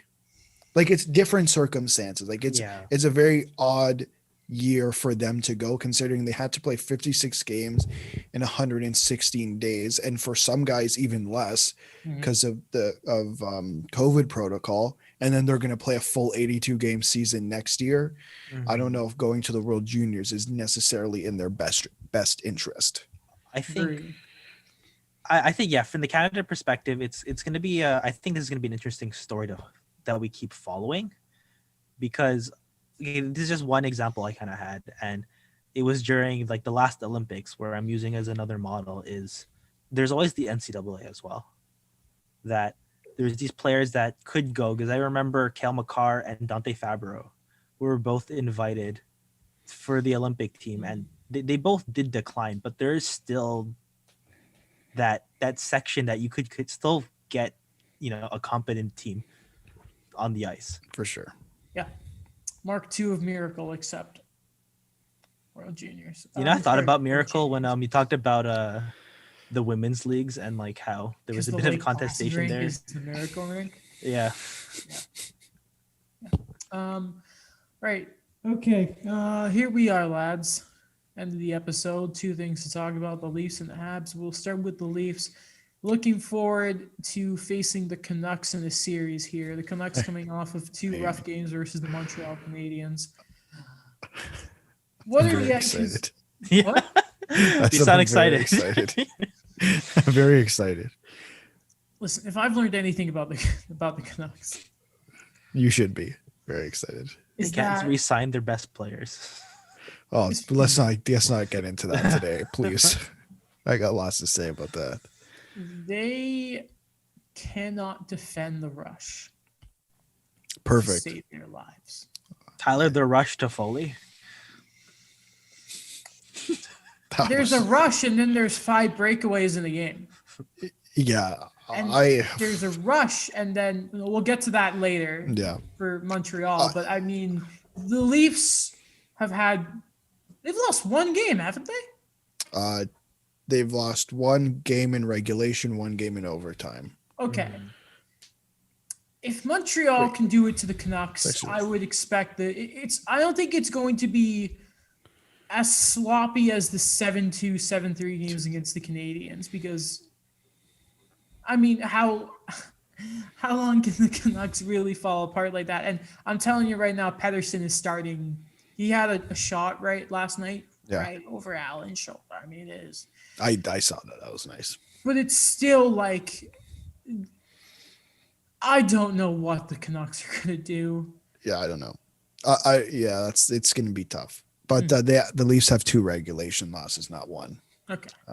But yeah, like I mean, I guess I do have high expectations for the Leafs going into this game, just because, hey, like, I guess the Canucks in theory should eventually bounce back, but I don't necessarily think the Leafs are the easiest team to do that against, especially if you have the Freddie that's been playing for the last few games. The way the defense has looked the last few games, like, I think they're running quite well, like the Leafs, considering all the questions we had walking into the season. Am I a little worried about the lack of scoring a little bit, but the last few games at least? But I think that's something that will bounce back. And I think with bringing back those players who you lost, and obviously Thornton and Robertson, that will change things up. And I think Austin Matthews unleash. If there's a time for Austin Matthews to actually unleash, it would be these 2 games. Or 3 games. You have a Canucks team that, I don't know when exactly they traveled, but you would hope that they were at least in Toronto today, coming from Montreal, which is, if you're going fast enough, it's a 4.5 hour drive going from east to west, west to east anyway. So they probably took a plane. They've just, yeah, that's very true. That's half an hour. So Yeah. but still, they've come over, because don't forget they've been, at least against Montreal, they were before, like, this week, obviously home. They've come over. There's travel. They've just come off a back-to-back versus a Leafs team. If there's one thing you do expect for the Canucks, is they tried to have, and they did respectfully in last night's game, came out very strong against the Canadians. And this has been the Leafs' longest break of the season so far. Yeah. So if you're looking for anything to start the game, it will be the early push from the Canucks. And I expect, and my expectations would be the Leafs push back. Like, you had 5 days of rest, right? No excuses. See, I don't know about that, because the Canadians had that. They had that weird sort of rest for their home opener. Yeah. And then they came out, and I think they still won the game against the Flames, but there was that sort of go at the beginning of the season, and then there was that sort of lull. Yeah. So I don't have any questions about the full 60 minutes or the back 40, but I do wonder if anything. First. So no, as in, like, I don't question how the Leafs will play in the last 40 minutes. Mm-hmm. I do kind of quote, like, that is the one thing I can kind of see maybe Vancouver having a strength. I'm trying for that, because I don't think there's a lot of faith in Canucks land right now. There isn't. I have this one perspective, and I think it's gonna sound horrible, but it's actually a positive thing. I love it. They've About hit the rock Canucks? bottom. Yes, they have hit rock bottom. So Have I really they? feel that. I think, in a sense, that Tyler what Toffoli has scored like 9 goals in 10, and like what they kind of expected think- from last year's momentum. I think that if we have that perspective or that expectation, I think they've hit rock bottom. Not like Ottawa Senators rock bottom, but I'm just saying from their own expectations. I think that they're at a point now where there's enough games in, there's enough Tyler Toffoli goals that have happened that, let's reassess these things. So I kind of agree that the Leafs are gonna come in a lot more with an understanding of, like, how are they going to be stable in their lineup, what pieces that have had to come up will be permanent fixtures there. And I think like what Adam said, like there's going to be that jump in the game, but I think that the Leafs depth and, to be honest, like the chemistry I'm kind of seeing with them is going to catch up to the Canucks. Like I'll say 12 minutes into the second. That's very specific. But just like, I mean, listen, things could get worse. Like, let's revisit this conversation at the end of the season and let's see how contract negotiations are going with Elias Pettersson and Quinn Hughes. That's rock bottom. That's for that team. And That's Ottawa Senators. You're right. Bottom, I guess you're right. I guess at this moment for the regular season, this is absolute rock bottom. But for the franchise, we should revisit this in the summer to see how those go. Because if those get difficult, considering their cap situation, it's going to be ugly. If Elias Pettersson or Quinn Hughes demands a trade, that's not rock bottom. That's like the center of the earth at that point. Is it the? So what was the moment that exactly the Canucks jumped the shark? Was that the Toffoli goal around Jordy Ben? Sorry. Jordy Ben, yeah, I think so. Disgusting. I don't know, like we've had excuses before. I'm not saying he's like a bad goalie. It's just with Braden Holtby, it's just that like where's that or even like Thatcher Campos, like two things. Where's I was about to say first off, Demko was in net for that goal. I know you might be sipping. Yeah. Just so like people listening are clear, the Toffoli one we were just talking about, Demko was in net, but saying Holtby as a whole. Hasn't been there, and then Demko last night and the last few games too, like he hasn't shown to be that top prospect we all thought he was going to be, or he is a top prospect, but he didn't become like a consistent starter when he finally got the minutes. I wanted to ask you fellas this. Alex, 31 Thoughts has confirmed to us that in fact the Penguins were actually talking to Montreal about Mete and Dermott about the Leafs. You have a thought on that? Yeah, I'm not really surprised about that necessarily. And since last episode, I said I doubt that they trade Dermott. And now I feel even more confident saying I'd find it hard to believe that they're going to trade, that they think about trading Dermott unless there is something I guess of significance coming back. Dan. Yeah. I don't know. I think I have a soft spot for both of them, both World Junior boys. They're two guys that I've followed closely throughout their careers in the NHL, of being these guys who I thought were going to be fixtures on their team. But then again, taxi squad, shortened season, like structure on how everything's going. If they're going to be pushed out, I just hope they go to somewhere where they can actually get minutes, because like I don't know how the Dermott thing's going to pan out. Still has they're both gonna still have a lot of team control on them. But if it's a decent return, then I think it'd be good. It's just like when I think about Pittsburgh, like these guys are not gonna solve your problems. I think if you're moving him is because again, like there were reports, Friedman saw on the headlines a few weekends ago that they were looking for forwards. And if there's the first guy that like if there's a deal to be made around, I would say it's Dermott, because like. Forget about Dermott actually for a second. He might be a little frustrated. What about Rasmus Sandin? Yeah. I mean, people are starting to talk about that. He hasn't even sniffed the lineup. That's gotta be. It's definitely going to be frustrating. Like I would be very surprised, unless there's injuries, and obviously there's always going to be injuries. I don't even like. What are the chances he plays this season? Like I think there's people ahead of him. Yeah, you have to find the room though.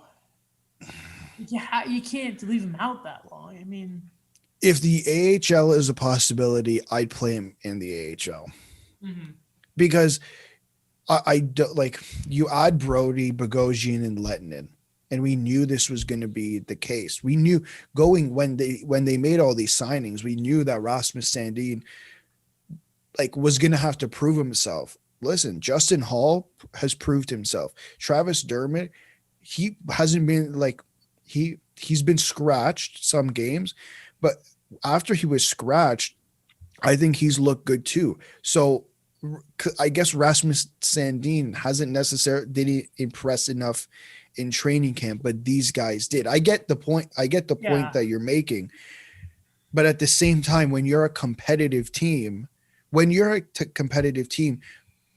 gonna give the spot to the guy. You're not just gonna give the spot to the young guy necessarily. You're gonna give the spot to the guy who's the best, who's proved himself through whatever the case may be, training camp, whatever the scenario is. What's really rough there is normally you would say, well, you got to give the guy a chance. When again, cap situation plus shortened season, as you're saying, you just can't afford to do that. You can't. And we'll talk about Mete as well. He's kind of actually gotten fortunate on the side of it that he's played the last 2 games, kicked Kulak out the first one, and Romanov takes the spot instead for the next one. And I'm not going to give Mete grief for his first game because it was his first time since the bubble he got to play. Yeah. And people were giving him crap, but then Brandon Pruss for once actually had made a bit of sense on Twitter. Doesn't normally do it, and kind of defended him. But I don't like him working the second power play unit. I really don't like it, and I don't like seeing Kulak get pushed out. And I don't like seeing Romanov get pushed out either. I don't like it. We talked about it. Tyler Toffoli is a bad man. He is just that goal. Toe drag through his legs, wicked backhander going far side. I can't stop watching that, by the way. That GIF, that is so good. And it was around Jordy Ben, who walked away from Montreal. Was offered the tee. He's like, nah, I'm leaving. Let's go to Vancouver. Retribution right there. Retribution. Leading the league in goals, Tyler Toffoli, man. He is. That's true. He's back to prime LA days. Remember when he was on that second line with Tanner Pearson and Jeff Carter? I already knew that he was that player, and then when the Kings were bad, he didn't really have the same production, and then a rejuvenated. There's probably my word there. That rejuvenated Tyler Toffoli goes to Vancouver, gets his chance, and I think he's really run with it. I agree. I mean, man, look at what he does scoring when the Canucks are on the ice. If only he was wearing the jersey. Yeah, and I'm so biased to that signing too. Yeah, good. Apparently, his opening day fee, so to sign him day 1 of free agency was $5.5 million. If they had given him that, I would have been like, all right, let's go. But 4.2? Bargain. Welcome, Tyler. We love you so much. And then, of course, there, back-to-back 4 points for the Canadians.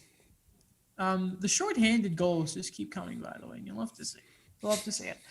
Though, before we go, 2 little bits of information I really want to touch on here. First of all, Corey Perry with my boy.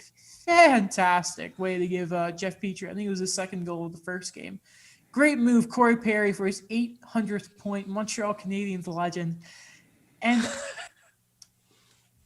I don't know how you take him out the lineup because he has played so well. You don't. I mean, I'll keep tuning in if you don't. It's honestly how, if you're Yoel Armia, you're going, no. Yeah. What do you do?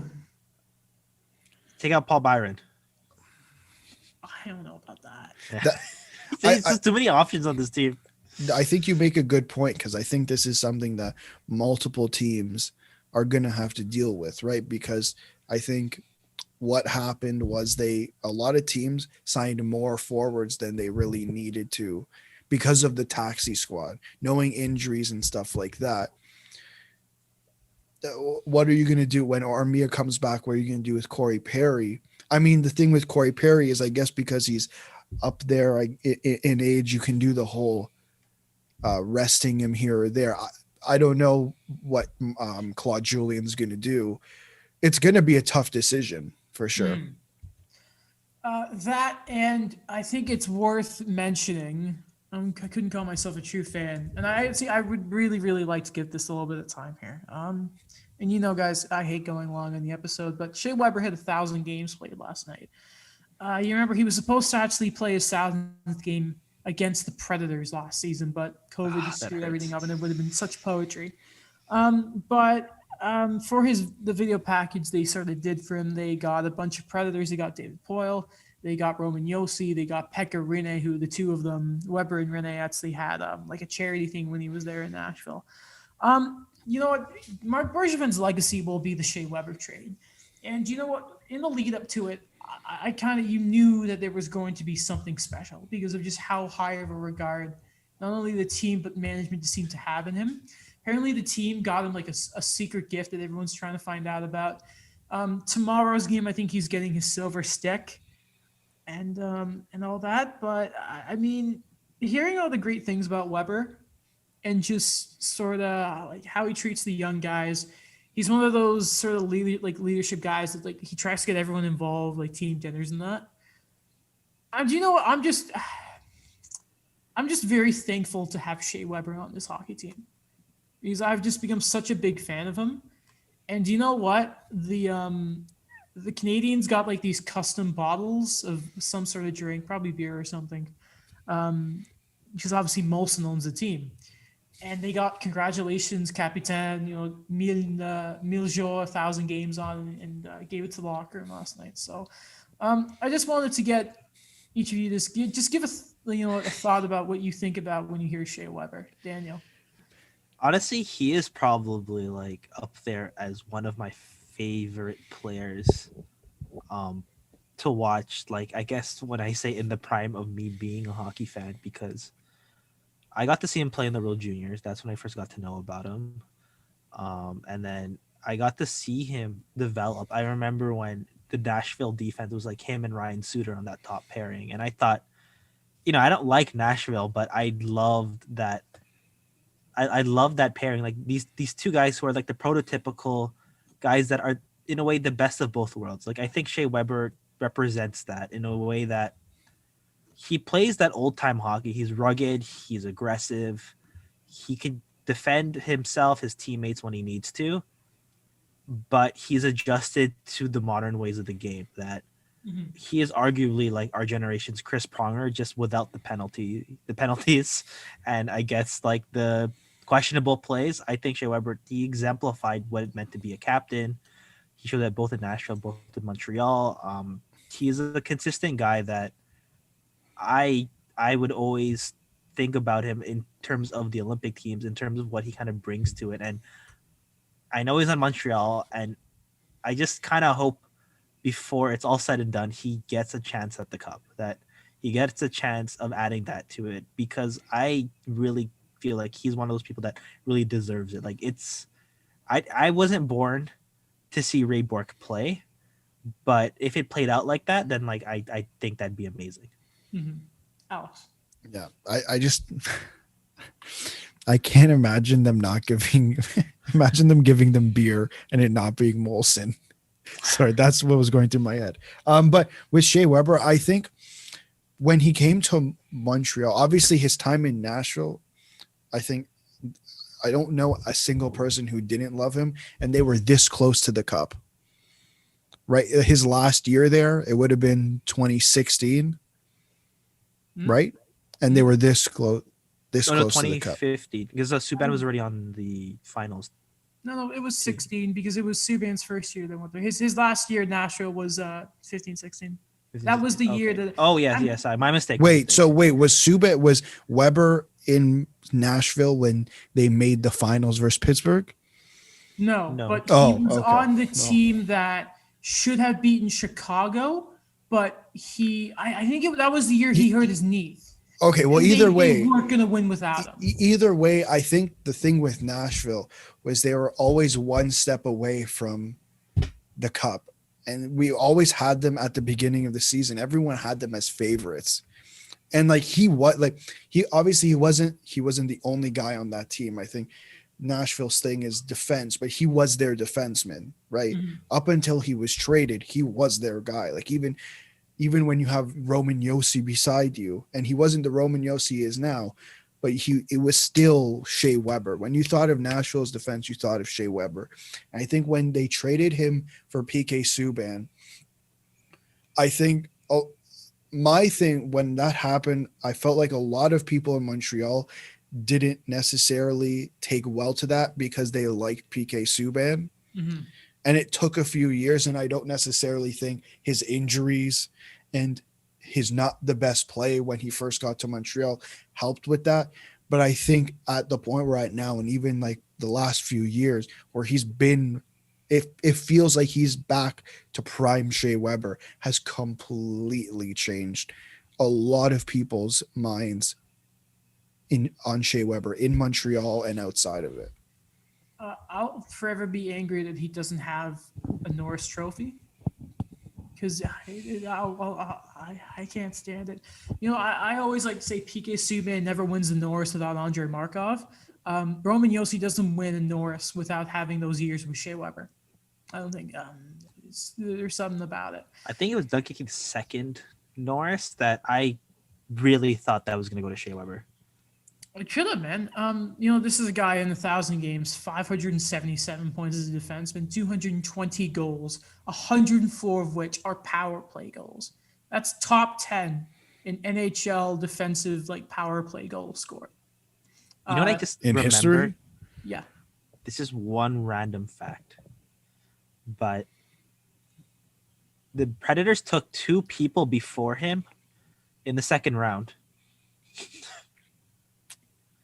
It was I believe a Russian player that never came to the NHL, and then it was Kevin Klein, and then it was Shea Weber. The captain. And honestly, there's an argument to be made that by the end of it, Shea Weber is going to be a Hockey Hall of Famer. And I'm very confident. I believe it. Oh yeah, is that? Yeah, there's no question. I'm trying to find that draft actually, but Is he? I don't know if this is controversial or not, but I'd say he is. Is he the best player to play for Nashville? right now, I think Yeah. even by the time Yossi comes and goes, I think Shea Weber should be. I think the first. I doubt Lagwan's retired. I don't even have to look that up because if it is, it's a crime. But I don't think there should be a number retired before Shea Weber. Didn't they just And he- retire someone's number? Did they? I Who could be would they wrong. have? Was it- Hold on. Someone might want to Nashville fact check me on that. Predators retired numbers. But either way- honestly, he right now, I think you can easily say he is the best player to ever play for the Preds. And even at the end of Roman Yossi, I think Shea Weber will still be up there because For he's sure. honestly one of the best two-way D of this generation. The Predators have not retired any of their Oh, jerseys okay. apparently, except Never mind. 99 because Gretzky. Does he play for Yes, good Nashville? guy. Yeah, plays for everyone. Everyone's got it Yeah, retired. You know, when I was a kid and I used to go to the Rogers Center, which was the Sky Dome at the time, Mhm. I thought Jackie Robinson played for the Blue Jays because his number was retired. 42 was retired That's fair. That's fair. when I was like 6 years old. Okay, you were 6. That's very fair. All right. That's everything. Yeah. You know, for the Yeah. longest time, I thought Mike Wazowski was the name of the voice actor, but it turns out Mike Wazowski is actually the character, and I'm like, oh, that's cool. Monsters What? Inc. Yeah. Because who names a monster? The only one his name's Sully. Who the hell thinks? You know, we should name this monster Mike Wazowski. He sounds like a social media like platform creator. Mike Wazowski, creator of Monsters Inc. Like, come on, like. Mike was I haven't seen that movie in forever, and I really It's such a want to. good. It's a. We good should bring movie. it back for Bizarre Adventures. It's a good. I would be movie. down for that if we ever need to go back to it. I- If we have to when season 3 of Drive to Survive comes out. Yeah. Or also, It's- we do our random segments of things, you know. It is. Listen, it's even at the age of 20, I'd still say it's a good movie. Yeah. One of the Agreed. worlds incorporated in Kingdom Hearts 3, actually, because of course Disney owns Pixar, and of the worlds they brought in, Monsters Inc. was one of them. Good. Good. They deserve it. Too bad Kingdom Hearts 3 sucks. I'm Anyway. not buying it now. What? Not buying it now. Well, it's on Game Pass for free, so Uh. the story is like You get so sick of hearing Darkness, Heart, and Light playing Kingdom Hearts. You're like, God damn, hurry us. Just I mean, where's adjust my Roxas? TV. What? Yeah, like I just want Roxas and Axel. What's going on here? Mm-hmm. Enough of the Keyblade War and Xemnas Xehanort Ansem crap. I'm so sick of it. How many people are gonna get that reference? Probably not many. All right, that's everything. If you get the reference, please let us know. Let us know if you've got it memorized. Only the real ones are gonna get that reference. All Alex and I right. are so confused. What? Axel. Axel Rose? No, Okay. thank you very much for tuning into this episode of the show. We really do appreciate it. I think we just hit, we're about to hit 3K plays. Yep. It's pretty awesome. Thank you to VoiceHead, as always, for being a fantastic platform for the show. Check out Alex's blog, Daniel's stuff for the Eye Opener, and Minnesota stuff as well. For hockey writers, check out my YouTube channel. HFR will probably be coming tomorrow. I was going to do it today, but we ended up recording for 2 hours. Whoops. Check us out on the podcast app on iTunes. And on Apple. I almost got it. iOS. Give us a 5-star rating there and a review. Why not? Check us out on Spotify and anywhere else you could listen to your podcast. Check out the YouTube portion of the show for a visual experience of the show. You can see our beautiful faces, especially my fantastic hair. Daniel's, what language is on your hat? Oh, that's a Japanese Blue Jays hat. Japanese Blue Jay hat, and Alex finally has the jersey up. Yep. Is it That's James it. Reiner or Austin Matthews? You have to check the video to find out. As I say, it's Austin Matthews. Okay. Break. Okay.